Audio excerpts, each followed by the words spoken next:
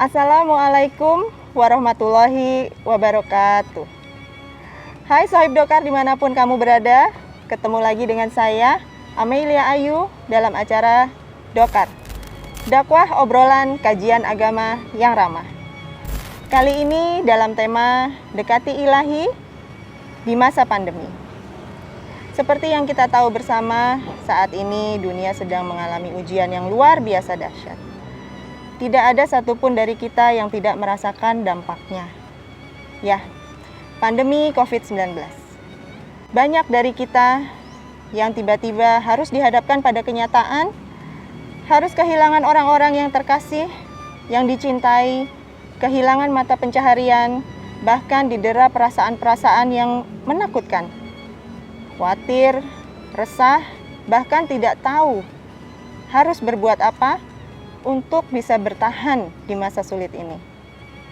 Nah, pada kesempatan ini saya ingin mengulik, mencari tahu apa ya kira-kira tips ataupun cara-cara yang bisa kita lakukan agar kita supaya tetap semangat, tetap optimis dalam menghadapi masa pandemi ini dan melaluinya dengan baik.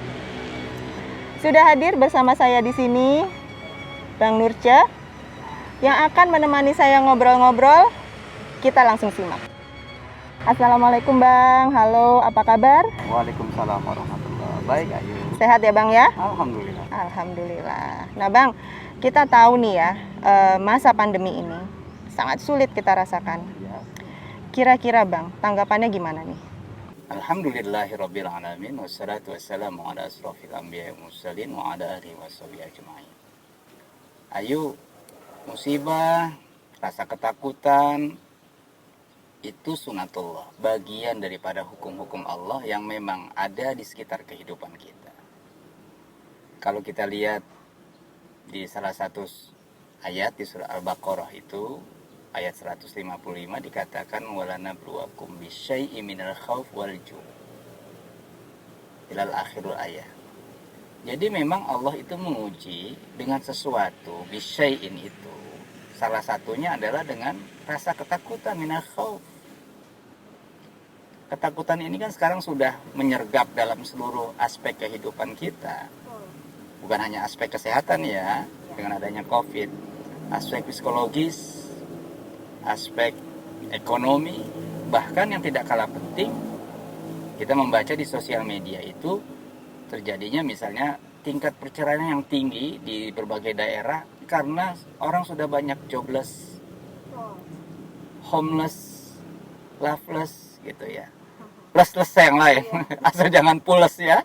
Ini yang membuat ketidaknyamanan itu menjadi sebuah ketidaknyamanan yang sifatnya sosial.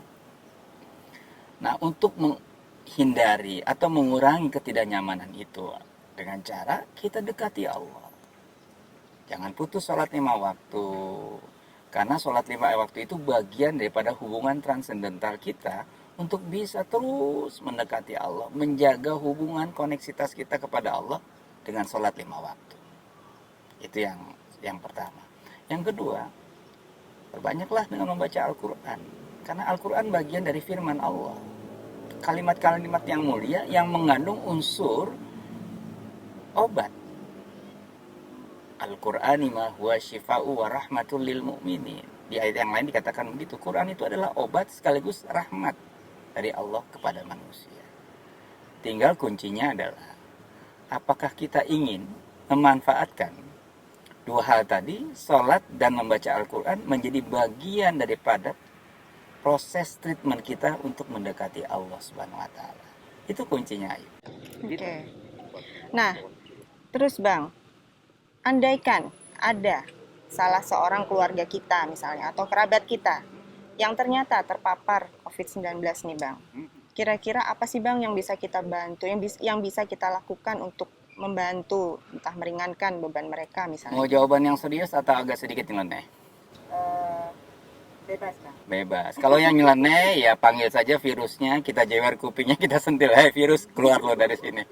Tapi kita bisa melihat ada 4 tahapan yang kita bisa lakukan. Yang pertama adalah kita berikhtiar seoptimal mungkin. Kalau kita sakit, kita berobat ke dokter. Kalaupun harus dirawat, tidak bisa isoman, isolasi mandiri di rumah, dia harus masuk rumah sakit, dia harus dirawat. Al-Quran sudah mengatakan, fas'alu min ahli zikri, tanyalah kepada ahlinya. Untuk kesehatan kita tanya ahlinya kepada dokter. Jangan ke tukang urut.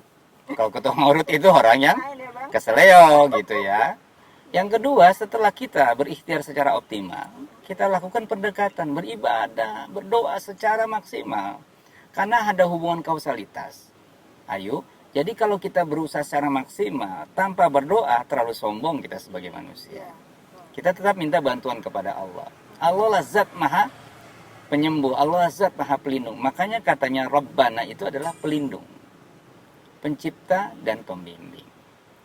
Setelah itu baru yang ketiga kita bertawakal, menyerahkan hasil akhir kepada Allah setelah melakukan tahapan yang pertama dan kedua.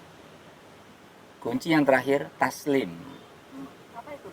Taslim itu berserah diri sepenuhnya, siap dengan kesabaran, menerima dengan ridho atas segala takdir yang Allah berikan.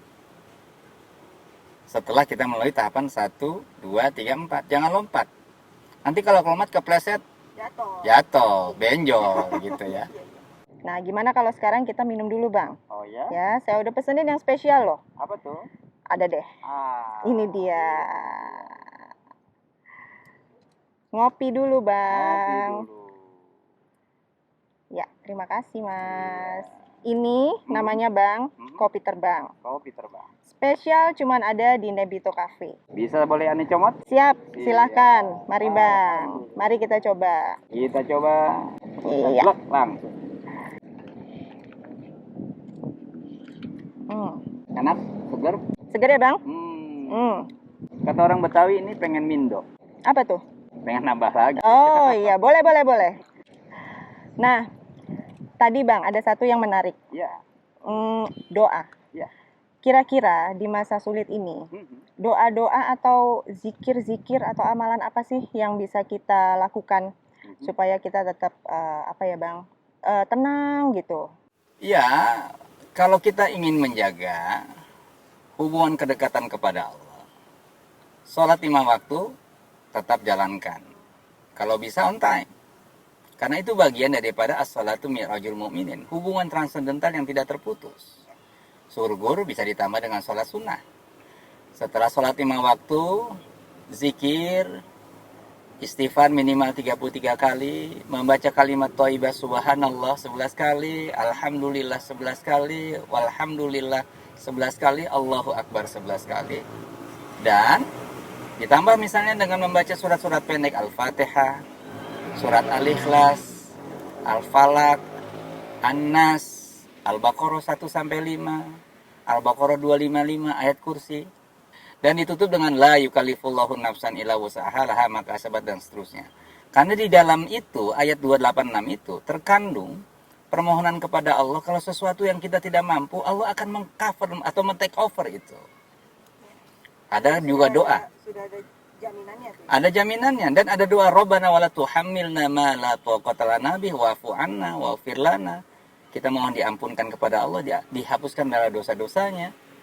Anta maulana, dan Allah itu yang menolong kita gitu.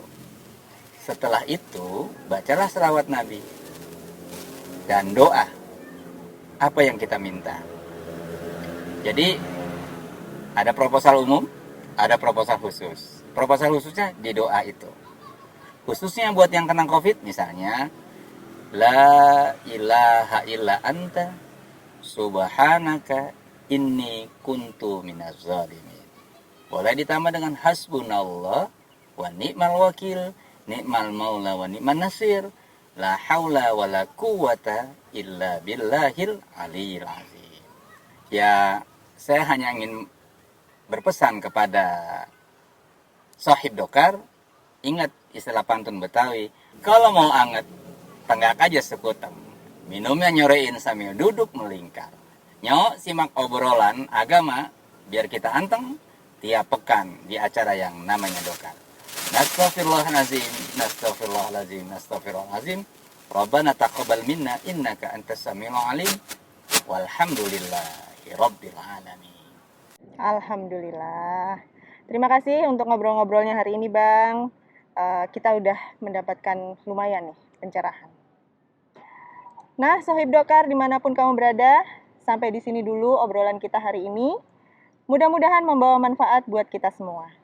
Terima kasih sudah menjadi bagian dari acara ini. Insya Allah kita akan ketemu lagi di episode-episode selanjutnya. Jangan lupa like, subscribe, dan share ke teman kamu. Akhir kata, wassalamualaikum warahmatullahi wabarakatuh.